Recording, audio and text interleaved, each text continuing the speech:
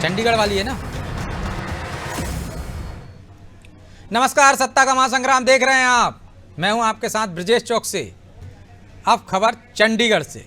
3 राज्यों के रुझानों पर हरियाणा सीएम का बयान। राजस्थान, मध्य प्रदेश, छत्तीसगढ़ में बीजेपी को बढ़त, जनता द्वारा दिया बहुमत है, इसका स्वागत करता हूं। हरियाणा सीएम मनोहर लाल खट्टर का बयान है।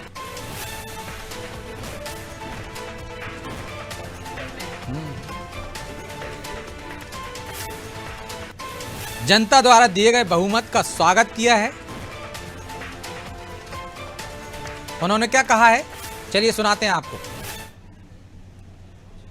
इससे स्पष्ट जाहिर है कि हमारी भारतीय जनता पार्टी की जो काम करने का जो एक तरीका है, कार्य पद्धति है, बिल्कुल रूट लेवल पर जाकर के पन्ना प्रमुख तक हम जो बनाते हैं उसका भी एक प्रभाव है। और अपने आप में केंद्र सरकार की नीतियां, प्रदेश सरकारों की जो नीतियां, जो उपलब्धियां, जो रूट लेवल पर बेनिफिट्स दिए जा रहे हैं, उसका भी जनता ने एक प्रकार से उसको रिकॉग्नाइज किया है, उसको पहचान दी है और उसको उसके प्रति उनके मन में एक जो सद्भावना जागी है कि मोदी सरकार या भारतीय जनता पार्टी की प्रदेश सरकारें वो खूब अच्छे प्रकार से लोगों तक अपने बेनिफिट देते हैं। और जितने भी बेनिफिशरीज लाभार्थी हैं वो उमड़ करके आए हैं, जो शायद पहले कभी वोट का महत्व भी नहीं समझते थे। अब उनको लगता है कि भारतीय जनता पार्टी की सरकारें आएंगी तो अच्छा डिलीवर करेंगी। तो आप सुन रहे थे हरियाणा के सीएम मनोहर लाल खट्टर को। वो कह रहे हैं संगठन की, पन्ना प्रमुख की वजह से ये जीत मिली है, बम्पर जीत मिली है। स्वागत किया है जनता के जनादेश को। अगली खबर छत्तीसगढ़ से। छक के सीतापुर में बीजेपी ने जीत दर्ज की है। भाजपा प्रत्याशी राम कुमार टोप्पो जीत गए। राम कुमार 21,000 वोटों से जीते। छत्तीसगढ़ के सीतापुर से बीजेपी प्रत्याशी राम कुमार टोप्पो जीत गए हैं। अमरजीत भगत को हराया है।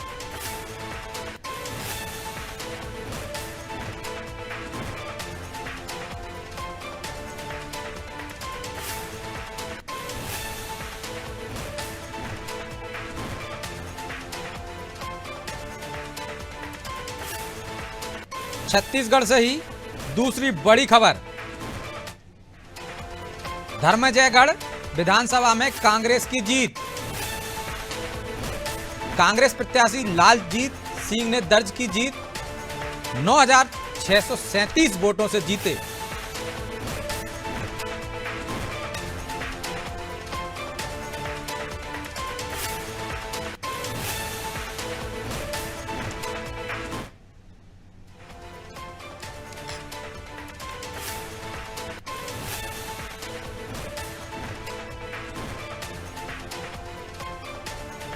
छत्तीसगढ़ से ये खबर आ रही है।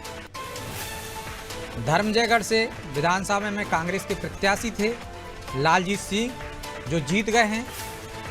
9,000 से अधिक मतों से जीत दर्ज की है।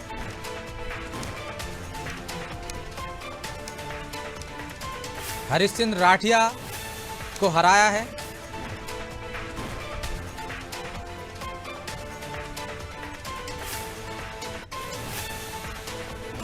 मध्य प्रदेश, राजस्थान, छत्तीसगढ़ में बीजेपी सरकार बनाने की ओर बहुमत के आंकड़ों को छूती हुई दिख रही है। रुझान में बहुमत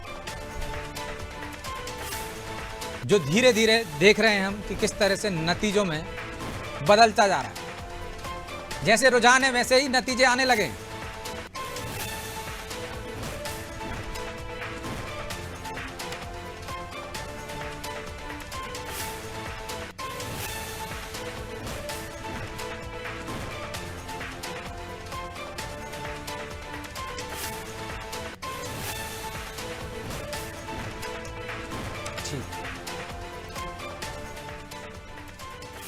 चलिए इसी पे और आगे चर्चा जारी रखेंगे। और हमारे साथ मौजूद हैं अनादि के नेशनल हेड गौतम सिंह और पॉलिटिकल एडिटर मनोज वर्मा।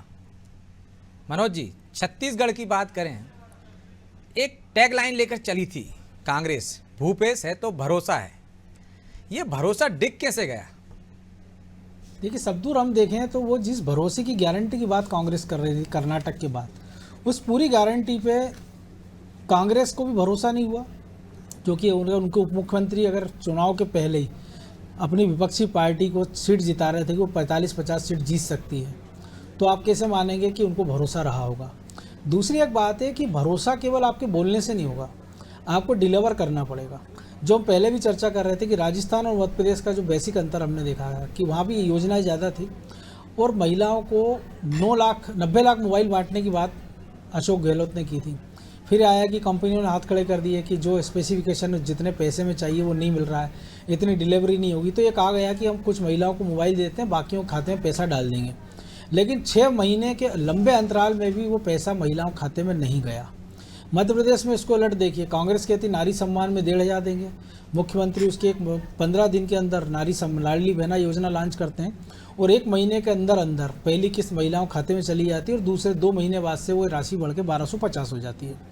तो जिस भरोसे की बात भूपेश बघेल कर रहे थे वो मुझे लगता है शायद डिलीवर नहीं कर पाए। दूसरा, जो आदिवासी क्षेत्रों की उपेक्षा हुई है उस सरकार में, कि योजना बहुत अच्छी बनी थी लेकिन जो डिलीवरी सिस्टम होना चाहिए था उसमें कहीं ना कहीं कांग्रेस सरकार से चूक हो गई है, राजस्थान में भी, छत्तीसगढ़ में भी। तीसरा, उसकी प्रॉपर मॉनिटरिंग नहीं हुई कि वो जो आपने स्कीम्स लॉन्च की है वो वाकई में उसका पैसा लोगों तक पहुंच रहा है कि नहीं, उसका फ़ायदा पहुंच रहा है कि नहीं। क्योंकि जिस गोठानी योजना की बात हो रही थी तो उसमें गोबर खरीदी की बात हो रही, तो उसमें भी आरोप लगे कि कुछ चुनिंदा लोगों ने उसमें हेरफेर करके फ़ायदा उठाया। लेकिन एक मॉनिटरिंग सिस्टम गांव-गांव तक नहीं बना, उस गोठान तक, कि वाकई में क्या वहाँ उतना पशुधन था, उतना गोबर आया, और आया तो फिर वो किस रेट में ख़रीदा, उसका क्या किया गया। क्योंकि स्कीम ये थी कि उसकी खाद बनाई जाएगी, गोबर खाद, फिर वो खाद उस किसान को सस्ते दामों पे दी जाएगी जिससे उसकी उर्वरक शक्ति खेतों की बढ़ सके। तो ये छोटी छोटी बातें थी, मुझे लगता है जहाँ पर एक निगरानी में फेल हो गए। तीसरा, भूपेश बघेल ने छत्तीसगढ़ के मिजाज के उलट हार्ड हिंदुत्व की लाइन पर वो चले कि उन्होंने राम भगवान की बड़ी बड़ी प्रतिमा लगवाई। ये कहा गया कि ये तो उनका ननिहाल है भगवान राम का, छत्तीसगढ़। एक वहाँ कुंभ भी होने लगा था, एक राजीव लोचन मंदिर है वहाँ बड़ा फेमस। तो जिस लाइन पे बीजेपी चल रही थी उसी लाइन को उन्होंने पकड़ा। अगर वो गरीब कल्याण की अपनी लाइन पे चलते भूपेश बघेल तो शायद छत्तीसगढ़ के आश्चर्य नहीं होते। तो लाइन बदलने का भी एक इसमें नज़र आ रहा है गौतम जी, कि जिस तरह से हम देखते हैं कि हिंदुत्व की राह पर चलकर बीजेपी केंद्र की सत्ता तक पहुंच गई, कांग्रेस को कहीं ना कहीं लगा कि इसी राह पर चलकर हम उन्हें मात दे सकते हैं, हार्ड हिंदुत्व बनाम सॉफ्ट हिंदुत्व, लेकिन उसमें सफल नहीं हुए। कहते भी हैं नकल के लिए अकल की जरूरत होती है। देखिए, शुरू में भूपेश बघेल जो उन्होंने शुरुआत किया, जैसे अभी मनोज जी भी कह रहे थे, राम मंदिर बनाया, कौशल्या मंदिर, बहुत बड़ा कौशल्या मंदिर का निर्माण करवाया, रायपुर में ही खुद बड़ा एक राम मंदिर बनवाया, कौशल्या मंदिर पे भी राम की प्रतिमा। वो दूसरा, अगर आप देखेंगे तो गाय क्या संरक्षण, गाय की रक्षा, तो ये गोबर खरीदना, गोमूत्र को भी खरीदना, तो ये सब भी। लेकिन वो आपका मनोज जी का से मैं बहुत सहमत हूँ कि उसका सही तरीके से क्रियान्वयन हो पाया है या नहीं हो पाया है, ये मॉनिटरिंग नहीं हो पाई। लेकिन उसके इतर आप बात कर रहे हैं, आपके कार्यों में भी दिख रहा है कि आप हिंदुत्व की बात कर रहे हैं उस पे। लेकिन रायपुर में कारपोरेटर जो जैसे डेबर काम कर रहे हैं, इसी तरह से बस्तर में भी, जगदलपुर में भी, सब जगह पर आप जो है, जो फेवर होना चाहिए, जो एक मैसेज देना चाहिए ना, वो मैसेज उस तरह से भूपेश बघेल कभी नहीं दे पाए। अच्छी खासी जीत मिली थी छत्तीसगढ़ में मिली थी, लेकिन उसमें भी आप देखेंगे तो टिकट वितरण में भी सबसे ज़्यादा जो है, तो ये बात वास्तव में केवल मंदिर बनाने से या मतलब मुद्दों को पकड़ने से, जैसे भाजपा के ही मुद्दे उन्होंने सारे अपने पास ले लिए थे, सारे इशू ही अपने पास ले लिए थे, लेकिन केवल इतने से ही आप क्यों। अभी उन्होंने एक कार्य और भी किया था, जब कांग्रेस कहीं न कहीं अंदरूनी तरीके से कश्मीर फाइल्स का विरोध कर रही थी कि मतलब ये मूवी में सही नहीं है, छत्तीसगढ़ में बैन कर दिया था। हाँ, उन्होंने अपने पूरे कैबिनेट को लेके पहले देखने चले गए थे। अच्छा, हाँ, पूरे कैबिनेट के साथ ही। लेकिन चोला बदलने से कोई अंतर नहीं है, आपको लोगों ने एक्सेप्ट नहीं किया। मैं वही बात कह रहा हूँ कि लेकिन उसके बाद आपका जो एक्शन है वो लगातार वो मैसेज दे पा रहा है कि नहीं दे पा रहा है, कितना कन्विंसिंग है, ये देखना होगा। क्योंकि इसके बाद आप जो है, जब बात आई उसके लिए मतलब लोगों को किसको आप टिकट दे रहे हैं अपने नगर निकाय चुनाव में, और उसमें तो उसमें उनको लग गया कि नहीं ये वो नहीं है जो हम समझ रहे हैं, तो इसका फ़र्क पड़ता है। और वो कन्विंस नहीं कर पाए अपने ये जो हिंदुत्व को वोटर जो सोच रहे थे जिस तरह से, वो नहीं कन्विंस कर पाए उनको। चलिए, हमारे साथ छत्तीसगढ़ से भी मेहमान जुड़ गए हैं। अंशुल मिश्रा हैं, प्रवक्ता कांग्रेस के। भूपेंद्र नाग हैं, बीजेपी प्रवक्ता हैं। तेजेंद्र तोड़कर आप प्रवक्ता हैं। भगवानु नायक प्रवक्ता हैं जेसीसी जेके। गंगेश द्विवेदी वरिष्ठ पत्रकार हैं। और दिनेश गुप्ता जी भी हमारे साथ जुड़ गए हैं, मध्य प्रदेश से वरिष्ठ पत्रकार हैं। प्रवीण खालीवाड़ वरिष्ठ पत्रकार हैं। आप सभी मेहमानों का बहुत बहुत स्वागत है। मिश्रा जी, शुरुआत आपसे ही करते हैं। आप टैगलाइन लेकर चले थे, भूपेश है तो भरोसा है। ये भरोसा कायम नहीं रख पाए आप, कहाँ चूक हो गई? मैं तो आज ये सोच रहा हूँ कि जीवन का जो असफलता है वह एक विराम है, उसे स्वीकार करो, और संघर्ष जो है वो जीवन का एक अमूल हिस्सा है, उसे भी स्वीकार करो। तो छत्तीसगढ़ की जनता ने जो हमें जनादेश दिया है, जो हमें आदेशित किया है, उस आदेश को परिपालन करने के लिए हम प्रतिबद्ध हैं, पहली बात। और दूसरी बात, अभी माननीय वरिष्ठ पत्रकार महोदय इस पर परिचर्चा कर रहे थे कि हम क्या कर पाए क्या नहीं कर पाए। तो करने की बात तो हम ये बता दें कि भूतो न भविष्यति जो किसानों का सम्मान हुआ है छत्तीसगढ़ में, मैं समझता हूं पूरे हिंदुस्तान में आज दिनांक तक नहीं हुआ है। ये भारत का नीति आयोग कहता है, कांग्रेस की सरकार बाद में कहती है। और जो महिलाओं का सम्मान हुआ है, जो आदिवासियों का सम्मान हुआ है, खैर आज उस बात पर नहीं जाएंगे। हाँ, हम जो आशातीत सफलता प्राप्त करने के लिए प्रतिबद्ध थे, और जिस प्रकार से निर्णायक मोड़ पर आते आते हमको एकदम से भौचक्के और चमकाने वाले रिजल्ट आ गए, इसकी ना उम्मीद हमें थी, ना बीजेपी को थी, ना बाकी अन्य कार्यकर्ताओं को थी। लेकिन जनादेश जो दिया है, जो जिस प्रकार की भूमिका में छत्तीसगढ़ की जनता जनार्दन ने भूपेश बघेल जी को और संपूर्ण कांग्रेस को दिया है, उसको सरमाथे रखते हुए जो भी कहा है उसे स्वीकारनीय है। और तीसरी अंशुल जी कि हमें ऐसा अंदेशा नहीं था। हमने देखा है कि किस तरह से टीएस सिंहदेव का बयान आया था कि 45 से 50 सीटें जीत सकती है बीजेपी, तो अंदेशा तो आपके बड़े नेताओं को रहा होगा। नहीं, हमारे बड़े नेताओं को भी इस बात का अंदेशा नहीं था। टीएस सिंहदेव जी ने यह भी कहा था कि 60 सीटों के आसपास हम जीत जाएंगे। आदरणीय मुख्यमंत्री जी ने भी यह कहा था कि 60 से 62 सीटें जीत जाएंगे। और हमने तो बेंचमार्क सेट किया था कि अब की बार 75 पार का नारा जो है जनता जनार्दन के सहयोग से, कांग्रेस के ही माध्यम से तो निकल कर आया था। और हमने भरसक प्रयास भी किए, बहुत अच्छा चुनाव लड़ा हमने, और बहुत लड़ाई लड़ी हमने, और जनता जनार्दन के ज्वलंत मुद्दों तक चुनाव लड़ा। हाँ, अब संगठनात्मक तौर पर अभी उच्च स्तरीय बैठक होना बाकी है कि हमसे कहाँ चूक हो गई, क्या चूक हो गई, क्या हमने समस्याएं रह गई। टिकट वितरण को लेकर बहुत सारी समस्याएं जो रह गई, उस पर हमें बहुत सारी चर्चाएं करना भी बाकी है, जिसका रिजल्ट मैं समझता हूं 1-2 दिन में निकल कर आएगा। लेकिन पिछले 5 वर्षों में जो हमने सरकार चलाई है, मैं समझता हूं भूतो न भविष्यति ऐसी सरकार मैं समझता हूं किसी ने न कभी चलाई है, समीक्षा करनी भी चाहिए कि हार के क्या कारण है, कहां चूक हो गई है, निश्चित तौर पर। लेकिन एक बड़ी खबर से आपको रूबरू करा देते हैं हमारे दर्शकों को। बमोरी सीट पर मंत्री महेंद्र सिंह सिसोदिया हार गए हैं। बमोरी से बीजेपी के ऋषि अग्रवाल ने हराया। 14,631 मतों से ऋषि अग्रवाल जी जीत गए।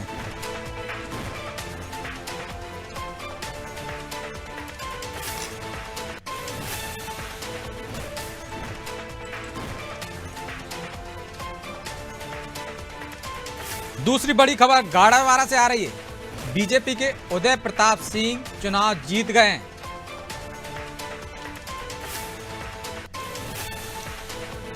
भोपाल की हुजूर से बीजेपी के रामेश्वर शर्मा जीत गए। अटेर विधानसभा से कांग्रेस के हेमंत कटारे जीते।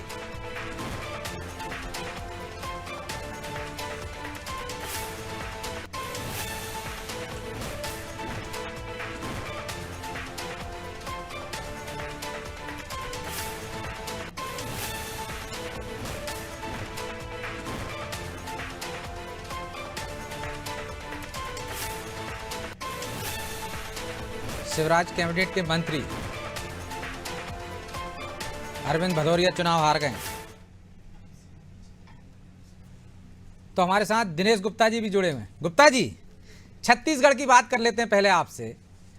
जिस तरह के सर्वे हो रहे थे पहले, मध्य प्रदेश में कांटे का मुकाबला बताया जा रहा था, छत्तीसगढ़ में कहा जा रहा था कि एक तरफा भूपेश बघेल की सरकार बरकरार रहेगी। राजस्थान में तो जिस तरह का चलन है कि एक बार बीजेपी की, दूसरी बार कांग्रेस की आएगी, कांग्रेस की है तो बीजेपी की आएगी। लेकिन इस बार सारे जो चुनाव से पहले सर्वे हुए थे, सब धरे के धरे रह गए। छत्तीसगढ़ में इस परिणाम को जो रुझान आ रहे हैं उसको आप कैसे देखते हैं? क्या वजह हो सकती है? बहुत सारी वजह हो सकती है ब्रजेश इसमें, क्योंकि आप देखिए कि छत्तीसगढ़ में या तो जो कांग्रेस पार्टी है उसकी जो सरकार है वो अंडर करंट को भाप नहीं पाई, उनका वोटर क्या चाहेगा। वो यदि खुद ही हम 5 साल की उपलब्धियों पर यदि ये मानेंगे कि सब ठीक है, जनता हमको चाहती है, जो पहले पोल का जो वहाँ वोटिंग हुआ था उसके बाद से ये बात छत्तीसगढ़ से मध्य प्रदेश तक आने लगी थी कि छत्तीसगढ़ में स्थितियां ठीक नहीं, भूपेश बघेल संकट में, ये बात लगातार आ रही थी।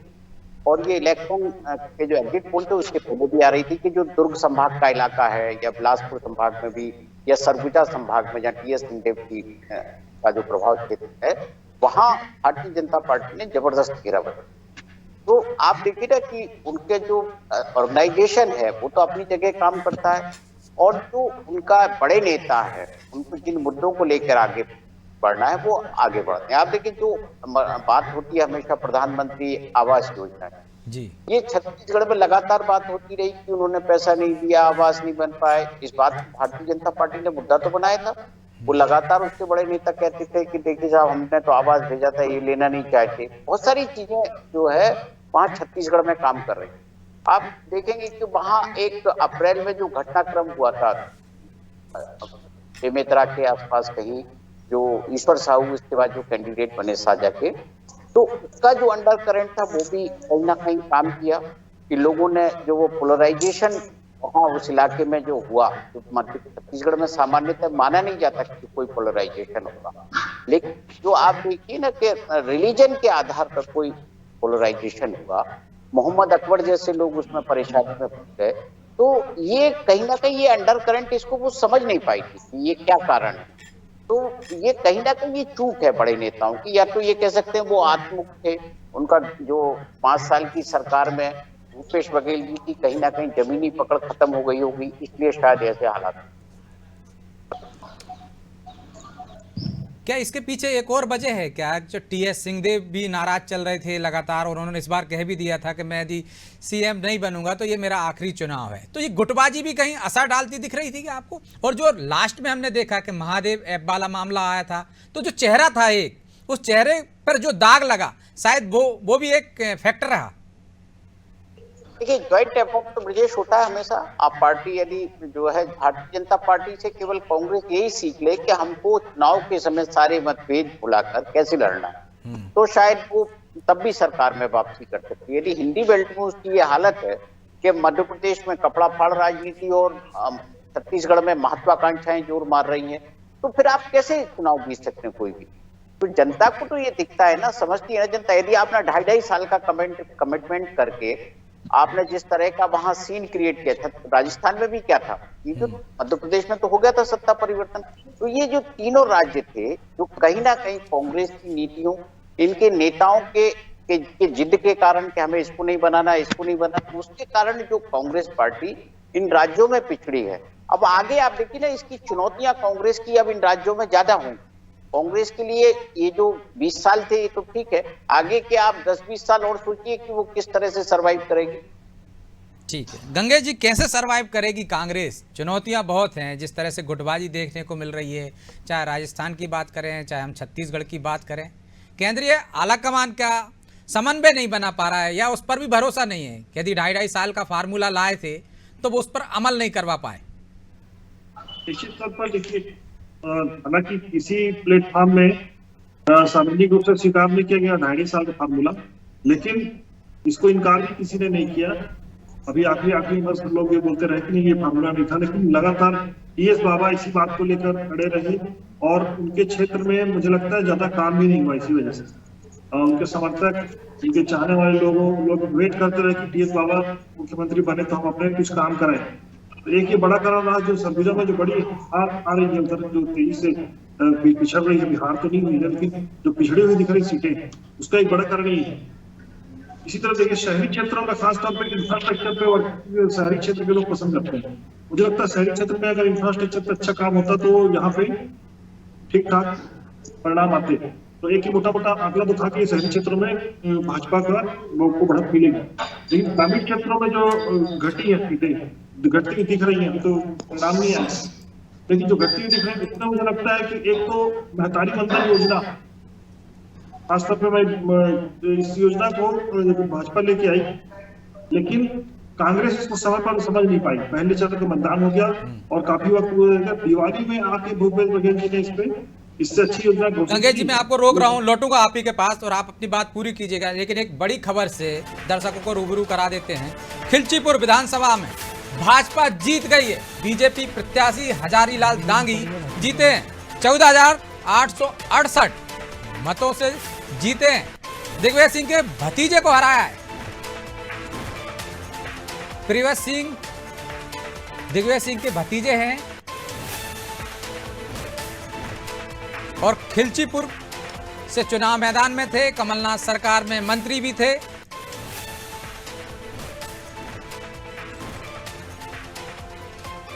दूसरी बार हजारीलाल दांगी ने उन्हें मात दी है। रेगांव से भी बड़ी खबर आ रही है। बीजेपी प्रत्याशी प्रतिमा बागरी जीत गई हैं। नरियावली से बीजेपी के प्रदीप लारिया जीते, कांग्रेस के सुरेंद्र चौधरी को हराया है उन्होंने।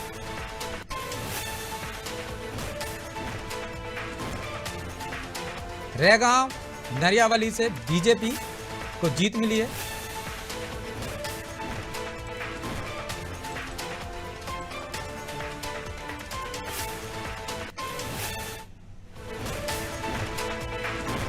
और जिस तरह से 3 राज्यों में कांग्रेस को हार मिलती दिख रही है, उस पर कांग्रेस में अंदर ही घमासान मचा हुआ है। आचार्य प्रमोद कृष्ण का बयान सामने आया है। कांग्रेस के नेता हैं, लखनऊ में बोले हैं, कांग्रेस को सनातन का श्राप ले डूबा। क्या कह रहे हैं, सुन लीजिए। चुनाव परिणाम सामने है, कांग्रेस जिन राज्यों में चुनाव हार रही है, क्या कहेंगे इसको लेकर? मुझे लगता है ये कांग्रेस की हार नहीं है, ये वामपंथ की हार है। कुछ दिनों से कांग्रेस में कुछ ऐसे नेता घुस आए थे और घुस आए हैं और उनका बड़ा प्रभुत्व है।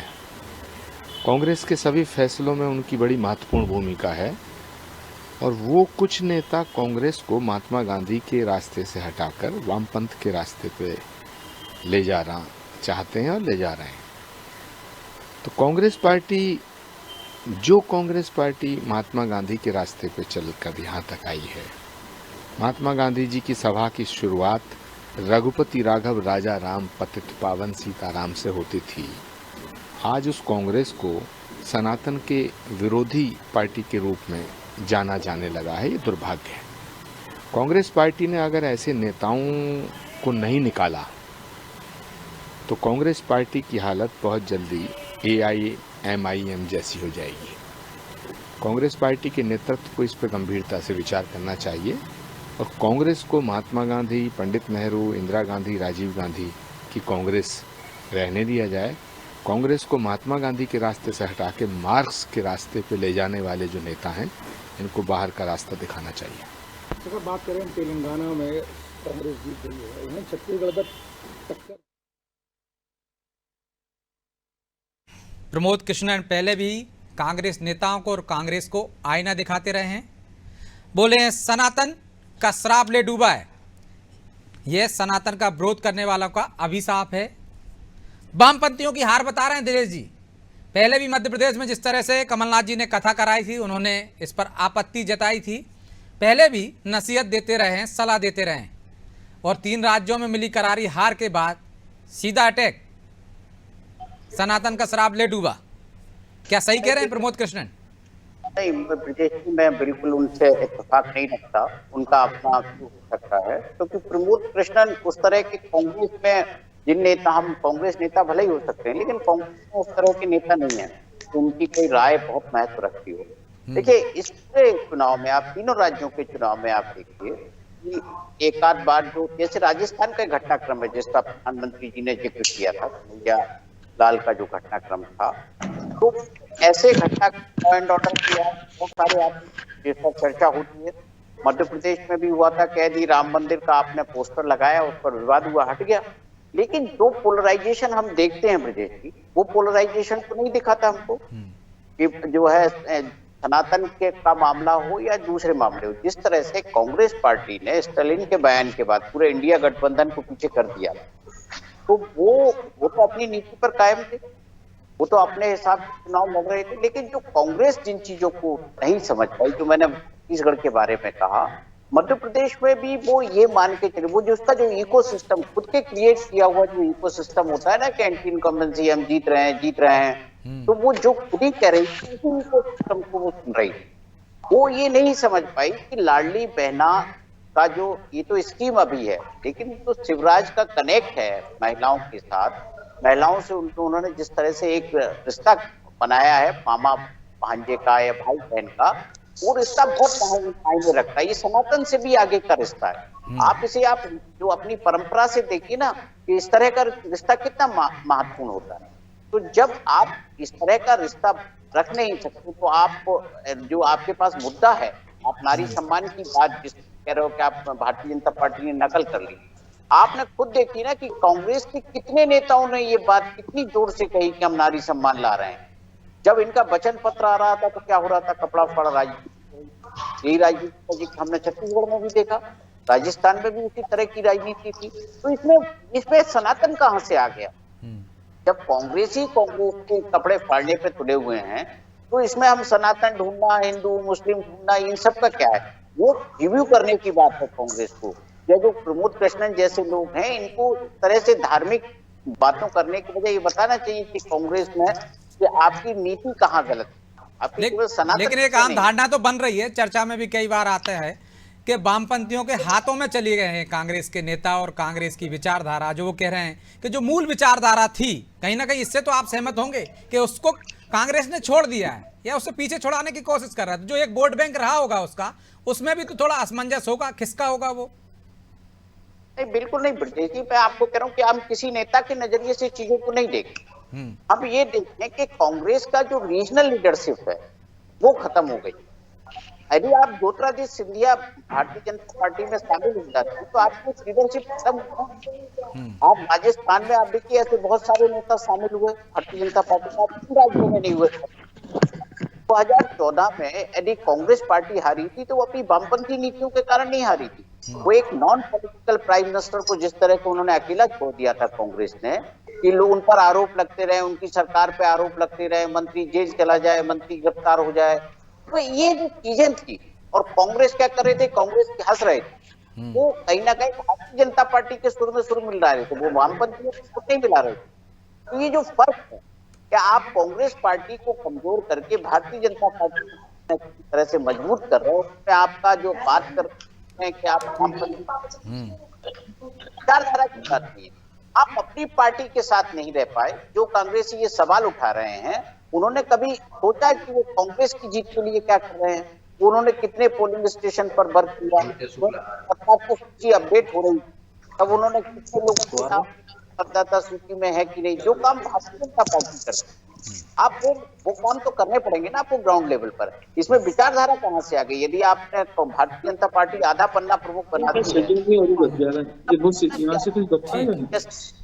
ये बहुत सारे कारण हैं। इसमें विचारधारा महत्वपूर्ण नहीं है कि तो परिणाम है, ये विचारधारा के परिणाम नहीं है, ये स्ट्रेटजी के परिणाम है। और जो जिस तरह से भारतीय जनता पार्टी ने घेराबंदी की है उसके परिणाम। तो बीजेपी ने घेराबंदी की है, भूपेंद्र नाग जी, एक तो घेराबंदी की है आपने, और दूसरा जिस तरह से कांग्रेस में अंदरूनी गुटबाजी नजर आई, उनके ही नेता अपने ही नेताओं के अपनी पार्टी के पैर जिस तरह से खींच रहे हैं। एक उदाहरण है कृष्णन जी का, यदि छत्तीसगढ़ की बात कर लें तो टी.एस. सिंहदेव का भी है। तो जीत जो आपको मिल रही है उसमें योगदान कांग्रेस नेताओं का भी है। देखिए, ऐसा नहीं, पिछले चुनाव में जिस प्रकार से भारतीय जनता पार्टी को एक मैंडेट मिला था उसको हृदय से स्वीकारते हुए चुनाव के बाद से ही जो जितने भी कार्यकर्ता हैं वो अपने कहना चाहिए अपने अपने क्षेत्रों में कार्य में लग गए थे। और इस बार भारतीय जनता पार्टी ने जिस प्रकार का कार्य विभाजन बूथ स्तर तक पे कार्यकर्ताओं के लिए किया और जो रणनीति अपनाई कि जमीनी स्तर पर आम जनता से कैसे मिलने का अलग अलग कार्यक्रम और योजनाएं कर सकते हैं, उसमें वे लगे रहे। लेकिन इसी बीच में यदि हम कांग्रेस की तरफ से देखें तो वो आत्ममुग्ध थे और एक घमंड में थे कि हमारी इतनी सीटें हैं और हम जो है दोबारा रिपीट होने से कोई नहीं रोक सकता, ऐसे विषय की चर्चा उनके बीच में रहती थी, जिसका परिणाम ये हुआ कि जो हम आज देख पा रहे हैं, हमने देखा कि लगातार भारतीय जनता पार्टी के कार्यकर्ता जनता की मुद्दों को उठाते हुए, चाहे आवास का विषय हो, चाहे पीएससी भ्रष्टाचार का विषय हो, धरातल पर उतरी, राजधानी में मुख्यमंत्री आवास का घेराव किया। इन सारे और इस बीच में जो हो रहे भ्रष्टाचार जो थे, कोल के हो, धान के हो या फिर अन्य घोटाले, उसको जब उठाया जाता था तो कांग्रेस से यही बात आ रही होती थी कि बीजेपी के पास मुद्दा नहीं है, वो कोई भी विषय को लेकर जो है केवल हल्ला मचा रहे। ये भ्रष्टाचार के मुद्दों को, ये आवास के विषयों को, वो सुपोषण योजना जो बंद हो गई, चला नहीं पाए, इनको मुद्दा नहीं मान रही थी कांग्रेस स्वयं में। इस ढंग से एक जो घमंड वाला जो विषय था उसको जनता ने जवाब दिया। और इसी बीच में भारतीय जनता पार्टी क्या कर रही थी, तो लगातार इन मुद्दों को उठाने के साथ साथ वे जो मतदाता लगातार बने हुए हैं, उनके अलावा भी जो नव मतदाता हैं, उनको विधानसभा स्तर तक नव मतदाताओं का सम्मेलन करना, किसानों का अलग सम्मेलन करना, व्यापारियों का अलग सम्मेलन करना, इस प्रकार के अलग अलग कार्यक्रम के माध्यम से उन तक पहुंचने का प्रयास किया गया। और नव मतदाताओं को अत्यधिक मात्रा में लक्ष्य में लेकर उनके बीच में कहना चाहिए 5 वर्षों का और उन 15 वर्षों का भारतीय जनता पार्टी के बीच का आकलन हम कैसे समझा सकते हैं, इसका प्रयास रहा, जिस कारण से भारतीय जनता पार्टी जो है इस स्थिति में आज है। कांग्रेस की सरकार जब बनी छत्तीसगढ़ में, उस समय से ही कहना चाहिए सरकार बनने के बाद से ही भूपेश बघेल जी और टीएस बाबा जी के मध्य की जो लड़ाई है वो जनता देखकर त्रस्त थी। जिस प्रकार से वे आपस में लड़ाई उनकी चल रही थी, क्योंकि राष्ट्रीय नेतृत्व भी यदि राहुल गांधी जी का रायपुर में प्रवास हो रहा है तो टीएस बाबा जी के लगे जितने फ्लैग्स थे रायपुर में, उनको हटाने का काम भी आपसी गुटबाजी के रूप में दिखाई जनता को दिया है। और जैसी कहना चाहिए इस सेंट्रलाइज पावर को इतना करके रखा था भूपेश बघेल जी ने कि उनके जो मंत्री थे उनके पास किसी प्रकार का पावर ही नहीं था। स्वयं टीएस बाबा जी कहते हुए नजर आते थे कि ये कहना चाहिए मैं अपने विभागों के काम को कर पाने में असक्षम हूं। तो जनता ये सारी चीजों का आकलन कर रही थी, जान रही थी कि ये सरकार जो है इस प्रकार की मुर्गा लड़ाई में व्यस्त रहेगी, इसलिए भारतीय जनता पार्टी को अंशुल जी, जनता तो सब जान रही थी, लेकिन आप अंडर करंट जो था, दिनेश जी ने कहा, वो आप ताड़ नहीं पाए। दूसरा कि जो आप कह रहे थे बार बार और केंद्र सरकार पे आप अटैक कर रहे थे, मतलब केंद्र पर हमला करना भारी पड़ गया है, योजनाओं पर, केंद्र की योजनाओं पर आपने कहा सपोर्ट नहीं कर रहे हैं, राशि नहीं दे रहे हैं, धान की बात की आपने, भरोसा नहीं किया लोगों ने आप पे, और आपका जो नेता थे उसी पर डेंट लगाया और आपने कहा था कि ईडी सीबीआई सबसे लड़ना पड़ रहा है, लेकिन उस पर जनता ने भरोसा किया। साहब हम कांग्रेसी हैं पहली बात तो, और हमारे पास सरकारें आए ना आए, हमने कई सारे मुख्यमंत्री देखे, कई सारे प्रधानमंत्री देखे, कई सारे विधायक देखे, और विपक्ष की भूमिका में भी रहे, और इससे भी जिस स्तर पर हैं इससे भी नीचे स्तर पर गए हैं, लेकिन हमारा जो खून है वह कांग्रेसियों का खून है। जहां जहां गलत की बात होगी, जहां जहां भ्रष्टाचार की बात होगी, सबसे पहले कांग्रेसी ही खड़ा होकर आएगा। ये हमारी नीति शुरू से रही है। अब आपने हमसे उठाया कि सीबीआई आती थी, ईडी आती थी, आईटी आती थी, शराब घोटाला होता था, ये होता था, तो थोड़ा सा मान्यवर को मैं बता देना चाहता हूं कि अगर कोयला घोटाले की आप मान्यवर बात कर रहे हैं तो आपको स्पष्ट कर दूं, हम क्या जवाब प्रश्न पूछते थे। आप कहते हो कि शराब घोटाला हुआ है या कोयला घोटाला हुआ है, तो हम आपसे ये कहते थे कि उस पर जांच बिठाइए, उस पर कार्यवाही करिए, जबकि एचईसीएल, एनटीपीसीएल जो केंद्र सरकार के अधिग्रहण में आती हैं, उनके एक आदमी के लिए, आपने एक नेता के लिए, केंद्रीय नेतृत्व के एक भी अधिकारी के लिए समन्स नहीं भेजते, और राज्य के जो अधिकारी होते हैं उनको रातों रात बंद कर देते हो। और कानून व्यवस्था इतनी कठोर होती है कि जब हम कोर्ट में जाते हैं तो उसी के खिलाफ में बीजेपी के नेता खड़े हो जाते हैं। तो ये वाजिब प्रश्न है, इसको उठाना अगर गलत है तो ऐसी गलती कांग्रेस बार बार करती रहेगी। शराब घोटाले की बात कर रहे हैं आप, शराब घोटाले आप कहते हो कि डिसलर को एक बार भी आपने नहीं बुलाया। डिसलर चूंकि रमन सिंह जी का दोस्त होता है, मुंबई में मीटिंग होती है, डिसलर खुद यह बात कर रहा है। चलिए अंशुल जी, मैं आ रहा हूं आपके पास। छत्तीसगढ़ की बड़ी खबर बता देता हूं, राजनांदगांव से आ रही है। बीजेपी के डॉक्टर रमन सिंह चुनाव जीत गए हैं। पूर्व मुख्यमंत्री डॉक्टर रमन सिंह चुनाव जीत गए हैं। 45,000 से अधिक मतों से जीते हैं रमन सिंह। डोंगरगढ़ से कांग्रेस के हर्षिता स्वामी बघेल जीती हैं। बीजापुर में कांग्रेस के प्रत्याशी विक्रम मंडावी जीते हैं। लेलूंगा से कांग्रेस प्रत्याशी विद्यावती सिदार विजयी हुई। केसकाल से भाजपा प्रत्याशी नीलकंठ टीकम जीते।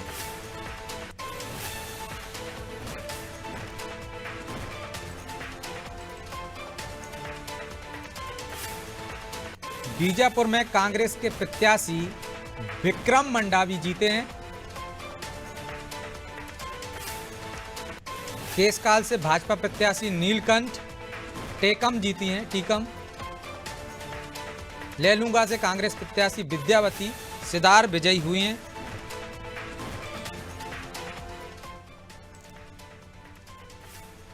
जी अंशुल जी, आप अपनी बात पूरी कीजिए। और आप कहते थे ना इनके पास मुद्दे हैं, ना चेहरा है, सीएम फेस घोषित नहीं है। हमारे पास तो चेहरा भी है, मुद्दे भी हैं। मैं ये समझता हूं एक अच्छा नागरिक होने के नाते और एक अच्छा राजनीतिक व्यक्ति होने के नाते आज वह दिनांक नहीं है कि आरोप प्रत्यारोप की राजनीति हो। आज एक दूसरे को शुभकामनाएं देने का दिन है। तो मैं बीजेपी के सारे नेताओं को, सारे जो प्रत्याशी जीत कर आए हैं, प्रवक्ता जीत कर आए हैं, उनके लिए मैं अपनी तरफ से कांग्रेस की ओर से शुभकामनाएं देता हूं। लेकिन ऐसा नहीं है बीजेपी के प्रत्याशी ये समझ लें कि अभी भी हम इस वक्त भी 5 बजे हम 35 से 40 सीटों के बीच में लाइव कर रहे हैं। इसका मतलब छत्तीसगढ़ के एक बहुत बड़े तबके ने हम कांग्रेसियों पर वही भरोसा जताया है। हाँ, हमारी संगठनात्मक कुछ गलतियां रही हैं, इसको छाती चौड़ी करके हमें स्वीकार करना है और हमें अपने बंद कमरे में बैठ के इसकी बात करना है, इस पर चर्चा करना है, इसकी संगोष्ठी करना है। मैंने शुरुआत में ही आपसे कहा मान्यवर कि एक जो असफलता होती है वो जीवन का एक विराम होती है। ऐसा नहीं है कि देश में कांग्रेस खत्म हो चुकी है। देखा तो आपने भी है ईडी आईटी भ्रष्टाचार के आरोप में कैसे उठा के ले जाते हैं। हम तो यही कहते थे कि अगर आप भ्रष्टाचार के आरोप में किसी को उठा के ले जा रहे हैं तो छत्तीसगढ़ का जब से जन्म हुआ तब से जितने भ्रष्टाचार के आरोपी हैं उनको भी तो एक बार बुला लीजिए। आदरणीय रमन सिंह जी को नान घोटाले में बुला लीजिए, पनामा पेपर के मामले में एक बार बुला लीजिए। लेकिन दोहरे चरित्र की राजनीति अगर किसी को करना है और इसका जनक है तो मैं समझता हूं आज बीजेपी है। लेकिन आज भी मैं यह कहता हूं कि आप जीते हैं, उसकी बधाई है। जनता जनार्दन ने आपको सरमाते उठाया है, इसके लिए भी बधाई है। और जनता जनार्दन ने जो हमें आदेशित किया है विपक्ष की संपूर्ण भूमिका में, उसके लिए भी हम कमर कसकर खड़े हुए। जैसे सरकार में संघर्ष कर रहे थे ऐसे जनता की संघर्ष करेंगे, जनता के बीच में संघर्ष करेंगे, क्योंकि हम समझते हैं कि संसद तुम्हारी है तो क्या हुआ, सड़कें आज भी हमारी हैं, सड़कें आज भी हमारी थी, हैं और रहेंगी। मान्यवर, ठीक है, लौटूंगा मैं आपके पास अंशुल जी। मध्य प्रदेश के धार से बड़ी खबर आ रही है। धार से भाजपा की नीना वर्मा चुनाव जीत गई हैं। बदनावर से कांग्रेस के भंवर सिंह शेखावत जीत गए।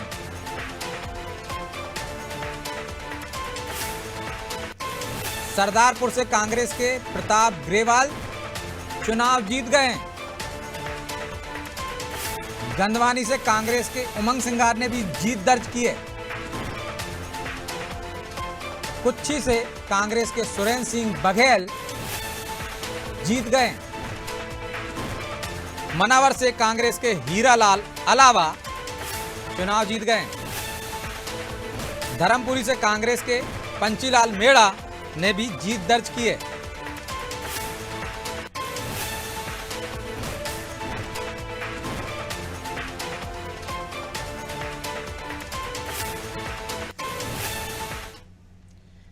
तो नायक जी, इस बार लग रहा था कि छत्तीसगढ़ में रिमोट आपके हाथ में भी आ सकता है, लेकिन जिस तरह से जनता ने रुझान आ रहे हैं, जनता ने जो मत दिया है, उससे तो नहीं लगता है कि आपके हाथ में रिमोट आएगा। निश्चित रूप से ब्रजेश जी आप नहीं कह रहे हैं। देखिए, जिस प्रकार से जो कि कांग्रेस को एक उम्मीद थी छत्तीसगढ़ में कि एक प्रमुख भूमिका में हम लोग रहेंगे, लेकिन उसमें नहीं आए। लेकिन इस बात को मैं दावे के साथ कह सकता हूँ कि ये छत्तीसगढ़ की जनता है। अगर ये सिर माथे पर बैठाती है तो सरकार को उतारने भी आता है।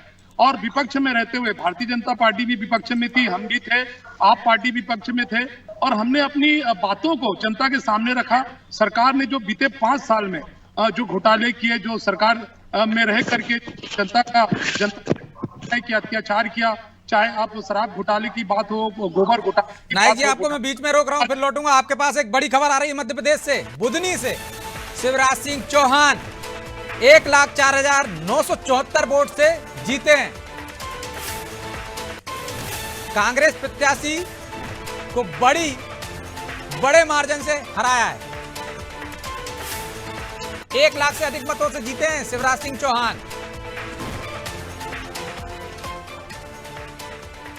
विक्रम मस्ताल को हराया है। दूसरी सबसे बड़ी जीत है। कांग्रेस ने हनुमान जी का किरदार करने वाले विक्रम मस्ताल को मैदान में उतारा था। यहां से मिर्ची बाबा भी मैदान में थे।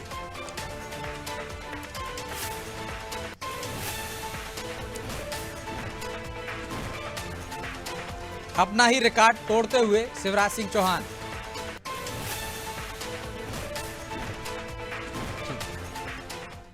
जी नायक जी, अपनी बात पूरी कर सकते हैं आप। अब ब्रजेश जी, मैं यही कह रहा था कि बीते 5 सालों में हम विपक्ष में रहते हुए सरकार की जो नाकामियां उसको उजागर करने का काम किया। कांग्रेस पार्टी को छत्तीसगढ़ की जनता ने एक बड़ी मैंडेट दी थी। उन्होंने जो जन घोषणा पत्र में जो वादे किए थे, एक भी वादा पूरा नहीं किया, चाहे शराबबंदी की बात हो या फिर अनियमित कर्मचारियों को नियमित करने की बात हो। तमाम ऐसे जो वादे थे उन्होंने पूरा नहीं किया, कोई डेवलपमेंट का कार्य नहीं किया, बल्कि घोटालों के ऊपर घोटाले किए। और विपक्ष में रहते हुए हमने पुरजोर तरीके से उस बातों को उठाया। और हमारे पास जोगी कांग्रेस पास खोने के लिए कुछ भी नहीं है, पाने के लिए बहुत कुछ है। और हमें इस बात का सुकून है कि छत्तीसगढ़ की जनता ने हमारी बातों को सुना। और कहीं ना कहीं छत्तीसगढ़ में जो एक सरकार विरोधी लहर चला है, ये उसी का परिणाम है कि आज भारतीय जनता पार्टी को इतनी बड़ी मैंडेट मिली है। और लगातार हम संघर्ष करेंगे, आत्मचिंतन करेंगे, समीक्षा करेंगे। और आने वाले समय में चूंकि देखिए हमारे पास तो हमारी पार्टी बहुत छोटी पार्टी अभी शुरू हुई, 2016 में हमने बनाया। इतने कम समय में हमारा एक बड़ा संगठन, हमारे जो प्रमुख चेहरा थे माननीय जीत जोगी जी, वो भी हमें कहीं ना कहीं उनका निधन हुआ।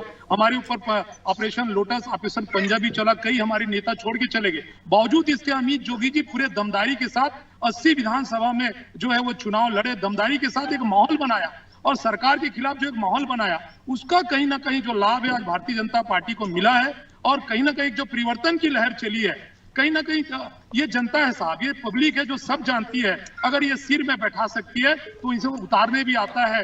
तो ये कहीं ना कहीं जो सरकार का घमंड था वो उतरा है। यही कारण है कि मंत्रिमंडल के अधिकांश मंत्री आज हारते हुए आप नजर आ रहे हैं।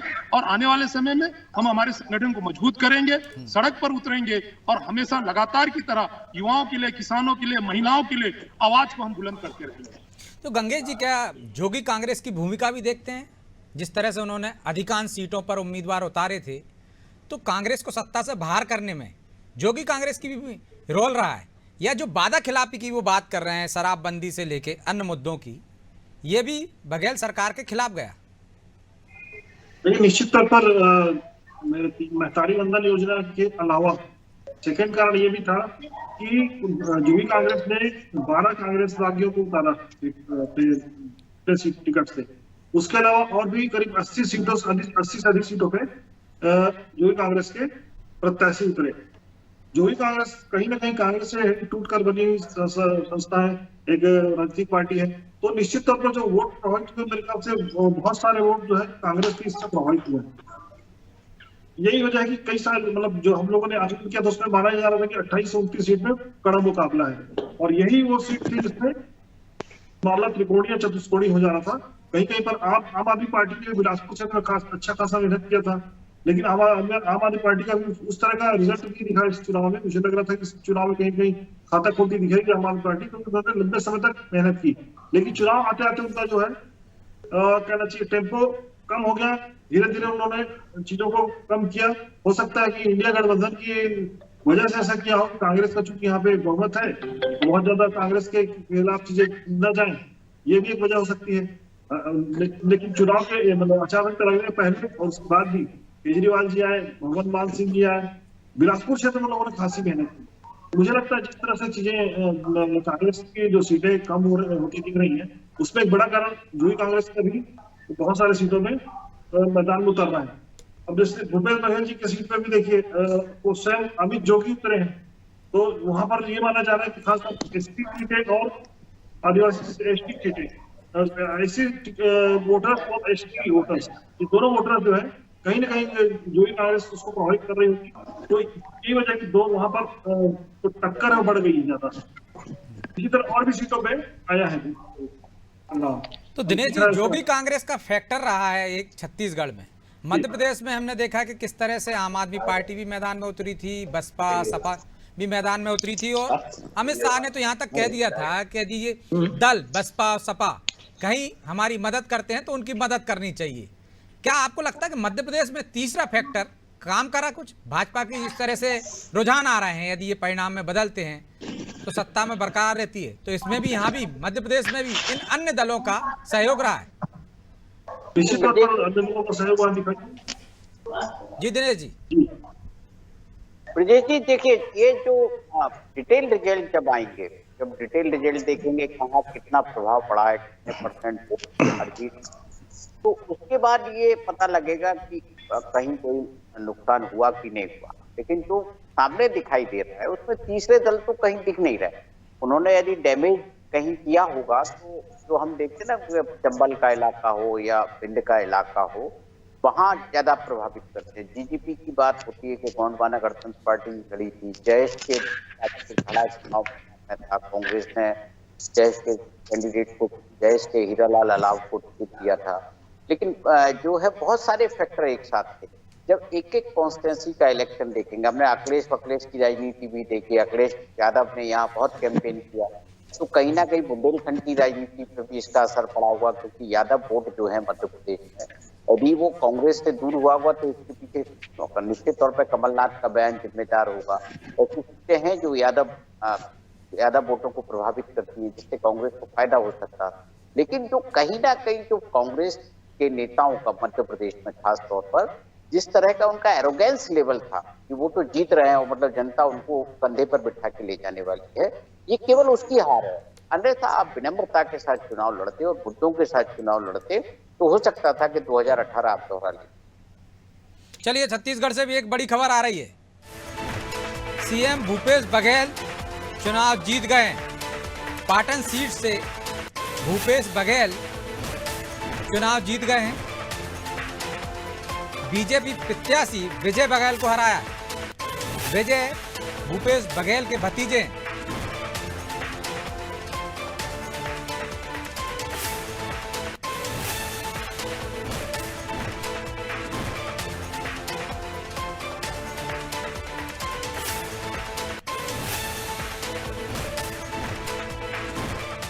भूपेश बघेल चुनाव जीत गए।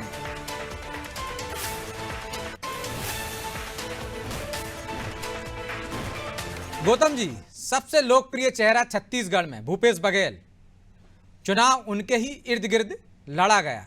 प्रियंका गांधी के लिए फूल बिछाए, उनकी बहुत सारी सभाएं कराई। खुद भूपेश बघेल को अपने विधानसभा क्षेत्र में सभा करानी पड़ी, आगे पीछे करते हुए आखिर जीत ही गए। तो आपका मुख्यमंत्री का फेस ही जब आपको दूसरे के सहारे हो तो फिर उस नाव का क्या होगा जो प्रियंका गांधी की सभा कराना पड़ी सीएम को अपने क्षेत्र में। ब्रजेश जी, केवल मुख्यमंत्री तो जीते, उसमें कई बार पीछे रहे, कई बार आगे रहे, ऐसे चलता रहा।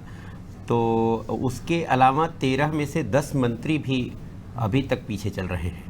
तो ये निश्चित रूप से अभी अंशुल जी भी बात कर रहे थे कि संगठनात्मक दृष्टिकोण से वो ठीक नहीं रहा उनका। अभी शरद पवार जी ने कहा है, एनसीपी के शरद पवार जी ने कहा कि ये तो अपेक्षित था और इंडिया की टीम के साथ हम इसका विश्लेषण करेंगे, इसकी समीक्षा करेंगे। लेकिन ये अपेक्षित था से क्या कहना चाहते हैं, मैं अंशुल जी से भी इसको समझना चाहूँगा कि ऐसा क्यों कह रहे हैं वो कि छत्तीसगढ़ या मध्य प्रदेश या जो कुछ हो रहा है तो उसमें खास तौर से छत्तीसगढ़ में ही अपेक्षित था उनके, अभी उनका बयान आया है थोड़ी देर पहले। तो ये निश्चित रूप से उनका तो कहना है कि संगठनात्मक मतलब ये इनकी समस्या रही है। लेकिन कहीं न कहीं मंत्रियों के जो पीछे रहने की बात है वो मैं ब्रजेश जी मध्य प्रदेश से भी जोड़ूंगा कि वो लोग मैक्सिमम पीछे रहे हैं। यहाँ भी 1 दर्जन मंत्री पीछे। मुझे लगता है कि इसका जो मेरा अपना परसेप्शन है कि जनता को कनेक्ट करने के लिए जो आवश्यकता होती है मंत्री लोग उतना समय नहीं दे पाते हैं मुझे लगता है। और ये कनेक्टिविटी जो नहीं हो पाती है, एक कारण ये भी रहता है क्योंकि मंत्री हर जगह पीछे चल रहे हैं। यहाँ भी 13 में से 10। दिनेश जी जो कह रहे थे घमंड में आ जाते हैं, चाहे भले वो कांग्रेस के नेता हो चाहे बीजेपी के नेता हो। अंशुल जी, थोड़ा कॉन्फिडेंस जोन में चले जाते हैं आपके नेता कि अब तो जीत रहे हैं, अति आत्मविश्वास में, तो शायद वो उतनी मेहनत नहीं कर पाते हैं, चाहे वो मध्य प्रदेश की बात हो चाहे छत्तीसगढ़ की बात हो, कि भाई आ रहे हैं, बघेल सरकार तो बरकरार रहेगी। ये विश्वास उत्पन्न कहां से होता है? जब नेता जनता जनार्दन के बीच में जाता है और जनता से अपने अच्छे और बुरे कामों की समीक्षा करवाता है, बार बार उनके बीच में जाता है, बैठता है, चाहे वो एमएलए हो, चाहे वो कार्यकर्ता हो, चाहे मंत्री हो, चाहे मुख्यमंत्री हो, तो वहां से एक वेव क्रिएट होती है जिसमें यह समझ में आ जाता है, रूपरेखा वस्तु स्थिति तय हो जाती है कि हाँ हम इसके आसपास जीत रहे हैं। तो मंत्री कॉन्फिडेंट हो जाता है या विधायक कॉन्फिडेंट होता है कि हाँ बिल्कुल बेशक हम जीत रहे हैं। उसके साथ साथ संगठन कई बार, चाहे वो बीजेपी में हो कांग्रेस में, मैं तो चुनाव की बात कर रहा हूँ। संगठन लेकिन कई बार अंशुल जी, अलग जब अलग मौसम बदल जाता है, हवा का रुख बदल जाता है, तो यदि आप मैदान में होंगे तो आपको यह भी पता होगा कि हवा का रुख बदल गया, वो शायद कहीं आप पकड़ नहीं पाए या मैदान में ही नहीं थे। मतलब अंशुल जी बार बार विश्वास की बात कर रहे हैं, हम सब अति आत्मविश्वास की बात कर रहे हैं अंशुल जी। जी वो मैं वही कह रहा हूँ कि आत्मविश्वास और अति आत्मविश्वास में अंतर सिर्फ इतना होता है जितना सूजी और धागे में होता है। ऐसा मेरे अपने जीवन का खुद का पर्सनल एक्सपीरियंस होता है। जब जनता जनार्दन के समक्ष में जाता है और संगठन साथ में जाता है तो वहां से जो वेव क्रिएट होती है उससे आत्मविश्वास बढ़ता है। लेकिन हम संगठनात्मक तौर पर और सरकारिक तौर पर हमारे बीच में क्या समन्वय की कमी रह गई है कि हमारे को कितना वोट परसेंटेज मिला है, हम किस प्रकार से उम्मीदवार चयनित कर रहे थे, कितने कर पाए और कितने नहीं कर पाए, इसकी एक समीक्षा होगी। अभी पूरी जब डाटा लिस्ट आएगी उसके बाद आला कमान के नेताओं के साथ जब बैठक होगी तो उससे निर्णायक एक जो निष्कर्ष निकल कर आएगा उस पर हमें काम करने की आवश्यकता है, ऐसा हम समझते हैं। और मैंने संगठन में और सरकार में तालमेल नहीं था, जो अंशुल जी की बात से समझ में आता है। दूसरा वो कह रहे हैं कि सुई और धागे की जैसा अंतर रहता है विश्वास और अति आत्मविश्वास में, तो उसके लिए भी तो नजर आपकी तेज चाहिए ना।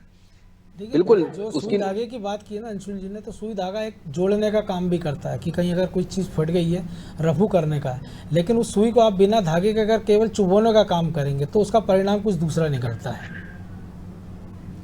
तो ये सुई धागे को मतलब पहचान नहीं पाए कि यदि कहीं पे कुछ गड़बड़ी थी तो जोड़ लेते हो अंशुल जी। नहीं, सुई धागे को हम बिल्कुल पहचान पाए, तभी तो हमने आज के 5 वर्ष पहले जनता जनार्दन के इसी आशीर्वाद के साथ 68 सीटों के साथ हमने सरकार बनाई थी और 5 साल में बखूबी बहुत आदिवासी जो वोटर था लोकसभा में भी आपके साथ गया था, वो 2 सीटें आपको मिली थी, जबकि हमने देखा था राजस्थान में सारी सीटें आप हारे थे, मध्य प्रदेश में 1 सीट जीती थी, ज्योतिरादित्य सिंधिया भी हार गए थे, लेकिन बस्तर और उसमें आपने 2 सीट जीती। इसके बाद आप आदिवासियों का भरोसा भी आप गंवा रहे, तो आपको नहीं लगता ये बड़ी चिंता की बात है? बिल्कुल आपकी आलोचनाओं का सम्मान है और सच में ये बड़ी चिंता की बात है। हम सभी कांग्रेसी जनों को आत्ममंथन करने की जरूरत है, समीक्षा करने की जरूरत है कि हार के पीछे क्या वजह थी, अति आत्मविश्वास था या विश्वास था या कॉन्फिडेंस जोन में चली गई थी। बहरहाल अब समय इजाजत नहीं देता, इसलिए अब सभी मेहमानों का बहुत बहुत धन्यवाद चर्चा में शामिल होने के लिए।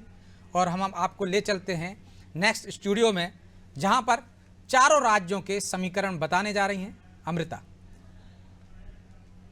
कांग्रेस को आत्ममंथन करने की बेहद जरूरत है, क्योंकि हमने देखा था 2018 में किस तरह से मध्य प्रदेश में बीजेपी जो है 109 पर थी और कांग्रेस 114 सीटें लेकर आई थी, और 2023 की अगर बात करें तो 167 पर इस वक्त बीजेपी और 62 पर कांग्रेस है। तो लगभग देखिए बीजेपी ने यहां पर बढ़त बनाई है और फायदा जो है बीजेपी को 58 सीटों का मिला है, और जो कांग्रेस है वो 52 सीटों पर का जो नुकसान है वो यहां पर झेलती हुई नजर आ रही है। चलिए अब रुक कर लेते हैं छत्तीसगढ़ की ओर, जहां पर छत्तीसगढ़ की अगर हम बात करें 2018 की, तो 2018 में बीजेपी 15 सीटों में सिमट कर रह गई थी और कांग्रेस 68 सीटों पर पहुंची थी। और 2023 की अगर हम बात करें, 2023 में वाकई हैरान कर देने वाले नतीजे हैं। बीजेपी 54 पर है, यानी कि बीजेपी को 39 सीटों की बढ़त मिली है। और इसके साथ ही आपको ये भी बता दें कि कांग्रेस 34 सीटों पर, यानी कि 34 सीटों का जो नुकसान है वो कांग्रेस यहां पर उठाती हुई नजर आ रही है। चलिए अब रुक कर लेते राजस्थान की ओर।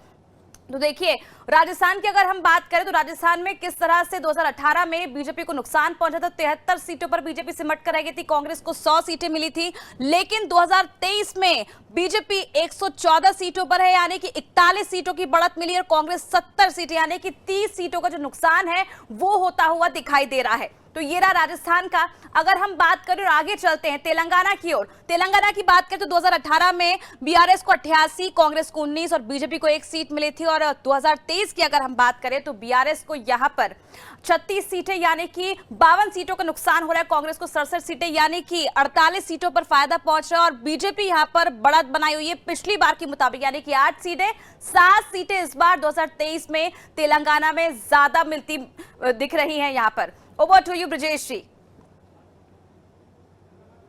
के साथ तेलंगाना में भी बीजेपी के लिए खुश होने के लिए खबर है कि वहां पे उनकी सीटें बढ़ने जा रही हैं। एक ब्रेक के बाद फिर हाजिर होंगे और आपको बताते रहेंगे परिणाम, बताते रहेंगे विधानसभा चुनाव के रुझान से रूबरू कराते रहेंगे।